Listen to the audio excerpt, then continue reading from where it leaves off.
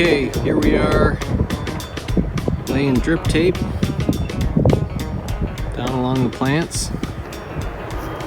I built a little custom spool mount off the back of the four-wheeler, and we're just sort of running it down and then using some landscaping stakes to hold it down while we get some dirt piled up. So the boys are over there hard at work, and off we go.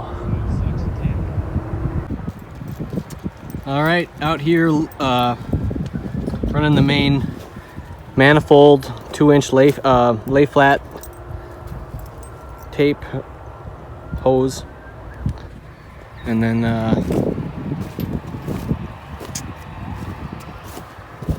pressure regulator, and that's about it. Here we are, day 2 of the drip tape project. We've got some 2-inch lay flat tape going to the pivot, and then running it up to a T manifold here, and that oval tape, I think they call it, is run that way, and then from there we'll tap in and run some drip tape down the row. A couple interesting things I've been noticing out here. As I've mentioned in videos prior, we did a couple plantings due to the rain, and it's really interesting to see some of the variation out here. I'm already starting to learn a lot about this crop and just the importance of timing. These plants here, these were from the first planting date. So this was on Memorial Day. I believe it was May 27th. These were planted. You can see the weed pressure is a little higher here because the ground was just worked up that much earlier. So the weeds have had a little bit of time to establish, but if you just look at the plants, it's incredible how fast they've grown and jumped ahead in just that week. Looking here, I've done some research and some studying. The internodal branching here, you can see, looks just really good. There's kind of just a lot of dense stalks coming from that center stem. Just looks like a really good, healthy plant, and there's a lot of those suckers out there.